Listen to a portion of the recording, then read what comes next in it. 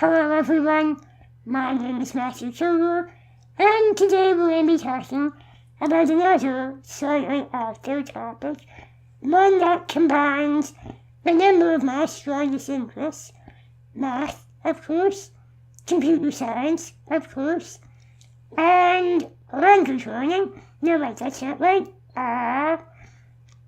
Foreign relations. No, wait, that's not right either. Alright, regular politics. Yes, we're going to be talking about a bit of the cutting edge of electoral science. Now, before I begin, I'm sure you've noticed by now that there are no real slides here. That's because when I upgraded to Ubuntu 1904, it broke both my video editor and my screen recorder. Tentatively, I'm going to blend in video drivers. It's always your fault. To make up for this, I'll be pasting in static images of similar slides, probably ripped off from Wikipedia. Hopefully that should make up for the loss. Sorry about that. Now, before you all panic, this is not going to be video number 1,336,852 about why we need to either abolish the Electoral College or break the two-party system or some other or more broad-reaching topic like that.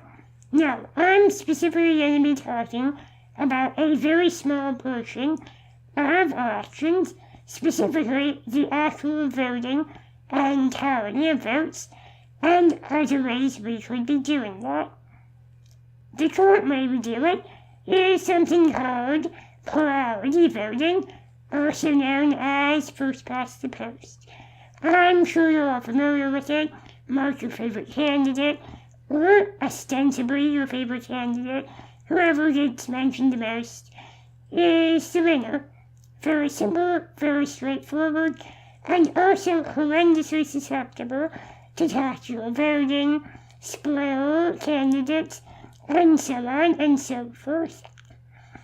There have been various attempts to replace the system. For example, in Maine they use something called instant runoff voting, which is interesting in and of itself. But that all begs the question, how do we actually find a better method? Now, historically, the way we've handled measuring the quality of voting methods is to look if they satisfy certain mathematical criteria. For these criteria, we assume a single winner election with n candidates running. A number of them are fairly straightforward and obvious. For example, the majority criterion, which states that if a single candidate is preferred by a majority of voters, they should always win. Fairly straightforward, fairly obvious. The method we use right now does that. Then we get to slightly more obscure criteria, like the Condorcet criterion, which basically says that if we look at those n candidates and look at them in a bunch of pairwise competitions, if there is a candidate who beats every other candidate in the pairwise competitions, regardless of whether or not they have an absolute majority as favorites, they should win. Such a candidate is called a Condorcet winner, and there isn't always one. Then we get to even less well-defined ones. I'm sorry, I shouldn't say less well-defined. They're very well-defined, but they're much harder to grasp. For example, there's something called independence of irrelevant alternatives, which basically says that if we add a bunch of non-winning candidates, it shouldn't change the winner. We have other criteria, like, for example, the fact that there should be no favorite betrayal, which states that if you're ranking candidates, It will never harm your favorite candidate to rank them as your favorite, and so on and so forth. Really, there are a lot of these criteria. So that should make finding in the optimal voting system simple, right? We just find one that meets all the criteria. Who am I kidding? Enough of you have seen enough math to know that at least some of these criteria are going to be contradictory in subtle ways. But maybe it wouldn't be too much to hope for there being a nice set of criteria that are all satisfiable at once. Yeah, no, that's too much to hope for. So, this was kind of blown out of the water by a result called Electoral theorem, which states that for any ranked voting system, and yes, it is specifically for ranked systems, a similar result was released for non-ranked systems called Gibbert's theorem, but we're not going to look at that in too much detail. But regardless, what Ehrlich's theorem states is that no matter what ranked system we come up with, there are three fairly critical criteria that it cannot satisfy all at once, and those criteria are, roughly speaking, as follows. If there are two candidates and every voter prefers the first over the second, then the outcome as a whole prefers the first over the second. Second, if we have the same two candidates and the preferences between them are unchanged, may not be unanimous this time, but either way, constant, then it will remain unchanged for the entire outcome, regardless of how many other alternatives we add in. And finally, there is no dictator. This rules out voting systems where we pick a single voter at random and have their ballot decide everything. These are all fairly reasonable criteria, and we just can't satisfy them all at once. Quite a shame. Now, if you're at all like me, your first thought upon hearing Ehrlich's theorem was probably one of doubt. After all, in addition to these criteria all sounding fairly reasonable, it sounds a bit ill-defined as well. Sadly, Ehrlich's theorem is a fairly rigorous mathematical result. I'm not going to go over the proof because it's relatively involved, but if you want to see it, here's a quick scroll through of the Wikipedia proof. I'll give you all 30 seconds to go through it.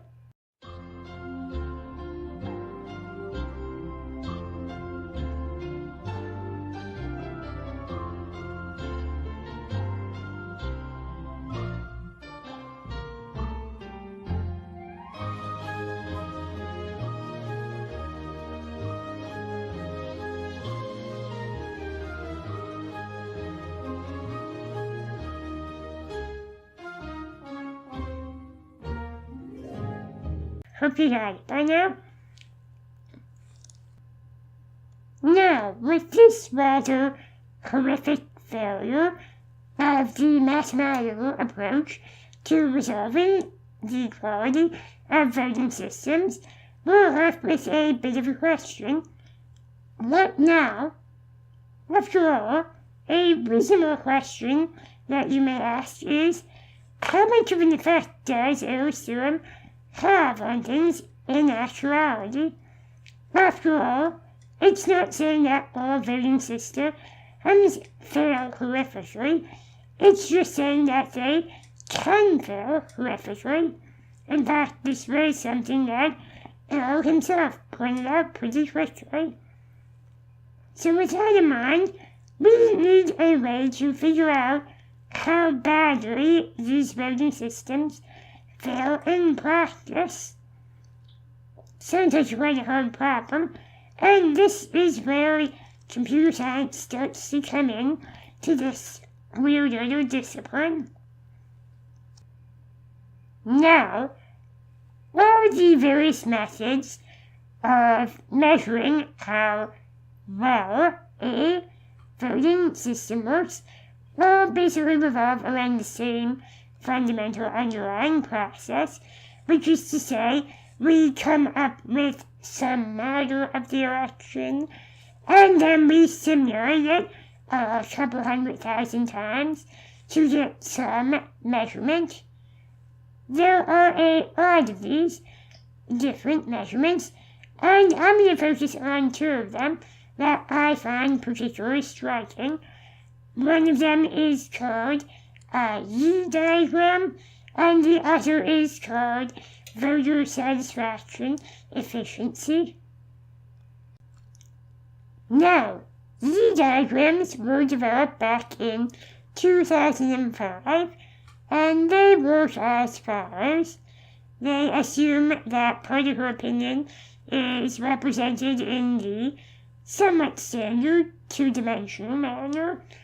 Every voter is some pair of coordinates, and the overall electorate's opinion is a two-dimensional bell curve centered at some point. The candidates are similarly represented with pairs for their positions, and what they do is they divide up the 2x2 space into a certain number of points. That'll be the size of the diagram, and at each point they run a bunch of simulations of the election, assuming that the median value of the electorate's ideology is equal to that point that they're running it at. Then they color that point with the winning candidate, and so on and so forth, and you get a nice image like this. So, what these diagrams are saying is that over these 5 different election methods, plurality, approval, border, Condorcet, and instant runoff vote, if we have 3 equidistant candidates, ideologically speaking, the one that wins is the one the electorate is closest to.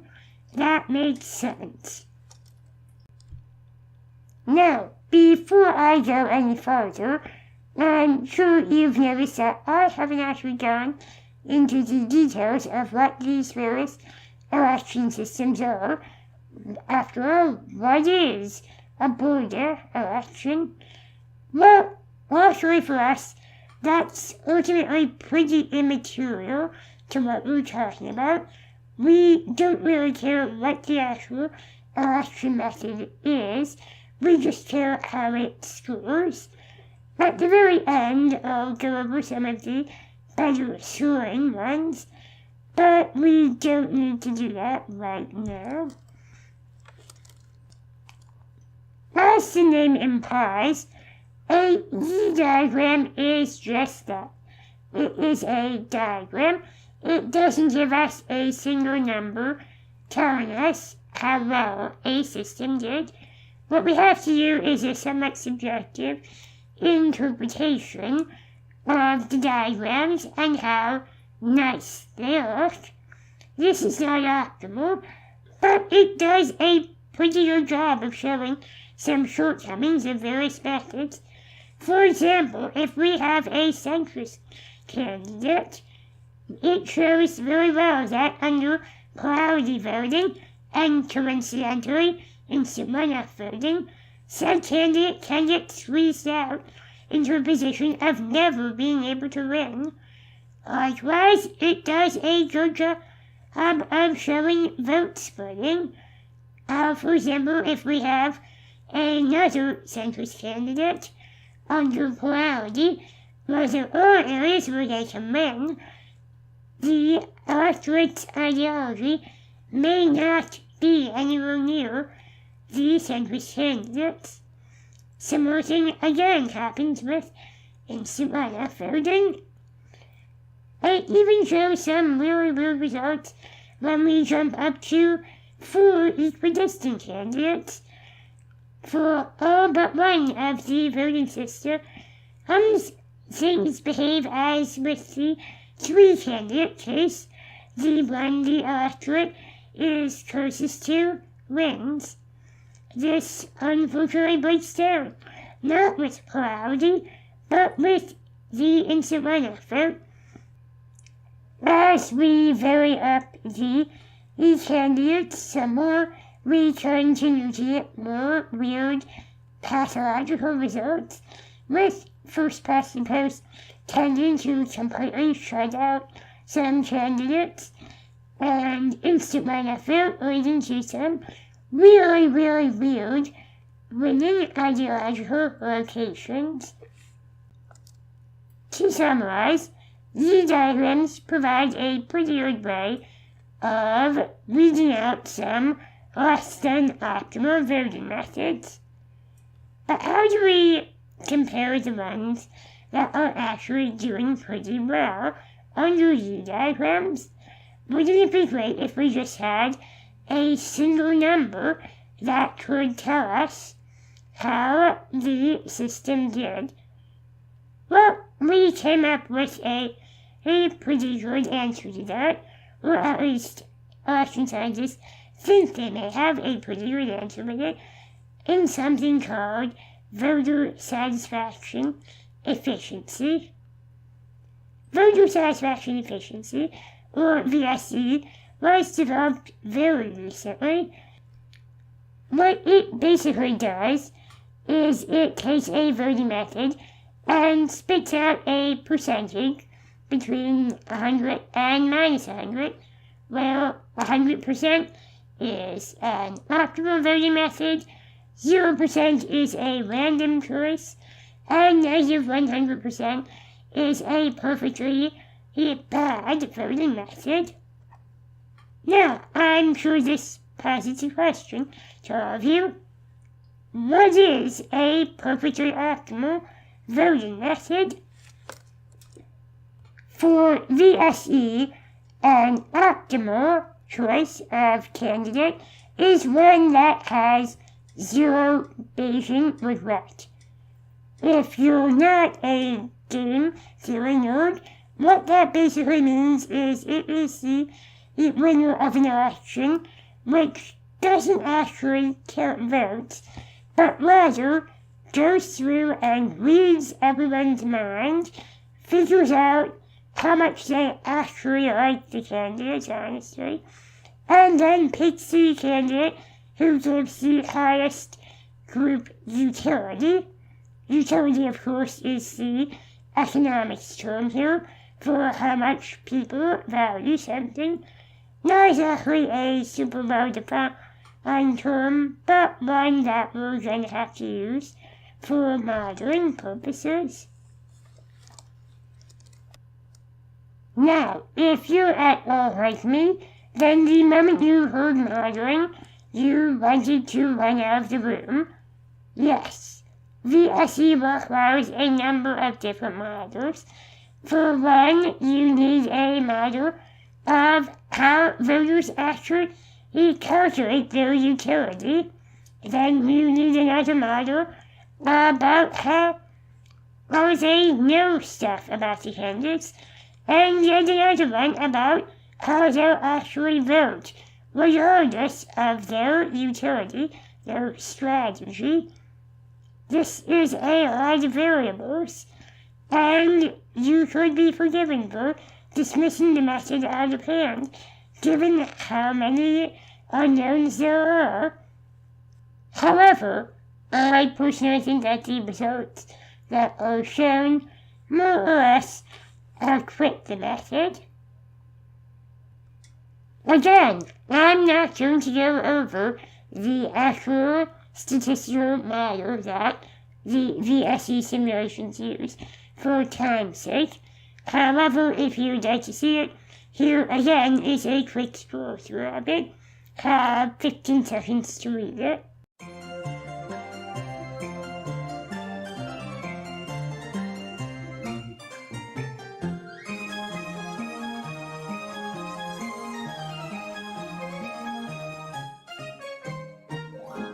Got it? Sure hope you did, because I didn't. Moving on. Parking all of that into a simulation, we finally get some nice VSE results. The top election methods, according to VSE, are things called 3-to-1 voting and star voting. I'll get to those in a bit, but they tend to get a VSE of over 90%. Things like approval and ranked pairs tend to get around 90 as well, a bit lower. Beneath that, you get instant runoff vote in the 80s. Border, which we mentioned before, is all over the place. We won't go into details. And first past the post typically puts us somewhere around the 70 percentage point range. Now, I did promise that I would go over the details of the top-rated voting methods. Due to time constraints, I'll only cover those top two: 3-to-1 voting and star voting. 3-to-1 voting is another pretty new method, and it works as follows.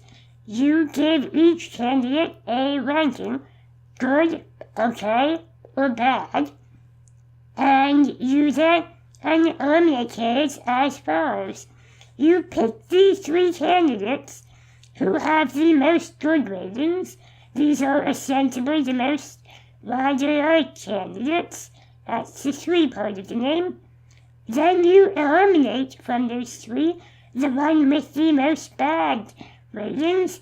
This is ostensibly the most hated one.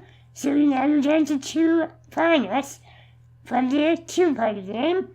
And then of those 2, you go through their rankings one by one to get a virtual runoff, see which one scores higher for each individual voter, and that's how you pick the one winner.